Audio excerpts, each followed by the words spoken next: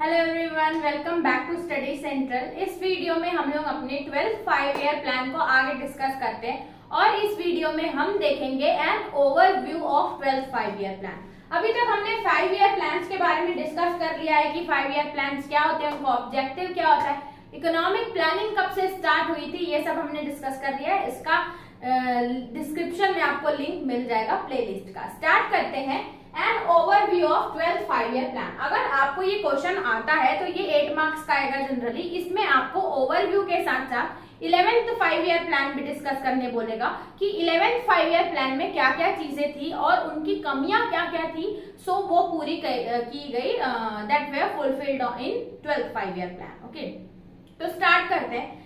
अगर economic planning हम लोग कर रहे थे तो जिसमें 12th 5 ईयर प्लान था, इसको बहुत ही important strong base structure of economy माना गया था, क्योंकि इस 5 ईयर प्लान में 12th 5 ईयर प्लान में मैक्रो इकोनॉमिक्स को बहुत ज्यादा ध्यान दिया गया था apart from any other point of the economy. अब बात करें 11th 5 ईयर प्लान की, तो ओवरऑल 11th 5 ईयर प्लान बहुत ही अच्छा था। इसमें हर स्ट्रक्चर या हर सेक्टर में ग्रोथ देखी गई थी। 1 से लेके हम लोग 11th में पहुंच गए थे, स्टिल बहुत सारी चीजें जरूरी थी। अब क्या क्या अच्छी बातें थी 11th 5 ईयर प्लान की, तो वो था एक्सपीरियंस एंड ग्रोथ। अभी हम लोगों को एक्सपीरियंस मिल गया था from making all 5 year plan since 1 to 10th 1951 से हम लोग स्टार्ट किए थे प्लानिंग करना। तो एक्सपीरियंस मिल गया था डिफरेंट सेक्टर में ग्रोथ कैसे लेके आना है।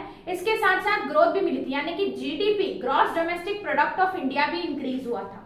इसके बाद बात करते हैं इंक्लूसिवनेस। इंक्लूसिवनेस यानी कि इस 5 ईयर प्लान में सारे सेक्टर को इंक्लूड किया गया था, चाहे वो एग्रीकल्चर हो, बाकी सेक्टर्स हो, कास्ट हो, एम्प्लॉयमेंट हो, हर चीज इंक्लूड की गई थी सो दैट उसमें भी डेवलपमेंट हो पाए।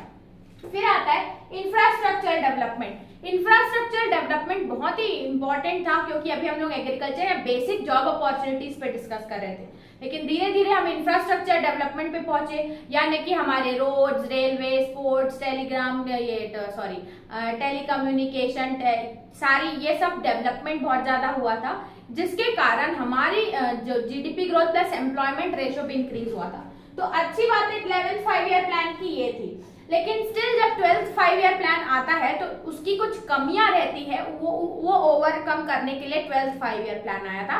तो उसके बारे में लिखा है, and Indian economy on leave of 12th plan is characterised by strong.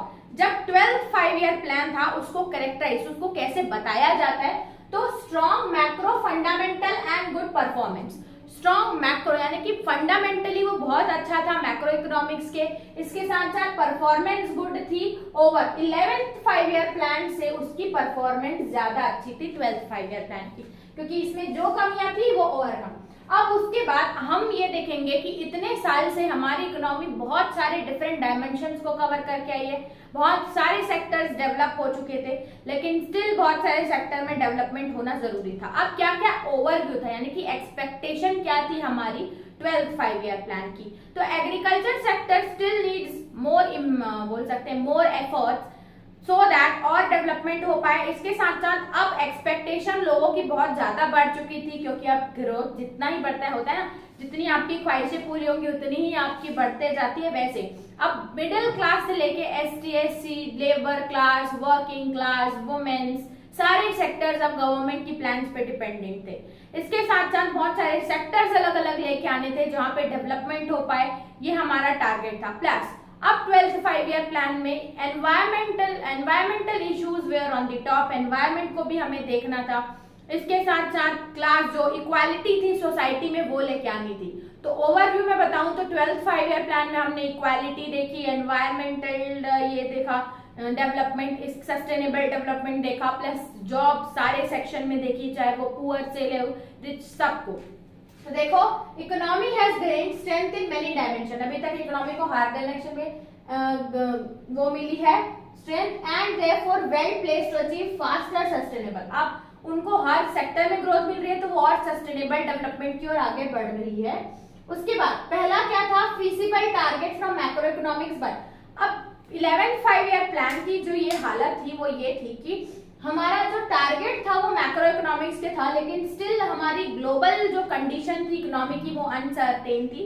बहुत सारे ऐसे सेक्टर्स थे जिसपे हम डिपेंड नहीं कर पा रहे थे पूरी तरीके से। फिर आता है ग्रेटर एफर्ट्स आल्सो में भी एग्रीकल्चर। अब और एफर्ट्स चाहिए थे हमें किसमें, एग्रीकल्चर में, एजुकेशन में और हेल्थ में, ये सोशल पे आ गया। तो ये सारी चीजें हमें 12th 5 ईयर प्लान के और एफर्ट्स पुट करने थे 11th 5 ईयर प्लान से निकाले गए हैं कि ग्लोबल इकोनॉमिक को देखना था, इसके साथ साथ एग्रीकल्चर, हेल्थ और एजुकेशन पे भी ध्यान देना। सॉरी। तो ये था overview of 12th 5 year plan कि क्या क्या उसमें डिस्कस किया गया था। तो इस वीडियो में इतना ही रखते हैं। आई होप आपको 12th 5 ईयर प्लान में क्या क्या बातें हैं वो समझ में आ गई होंगी। चलते हैं नेक्स्ट वीडियो में, आगे डिस्कस करते हैं 12th 5 ईयर प्लान। तब तक के लिए थैंक्स फॉर वॉचिंग।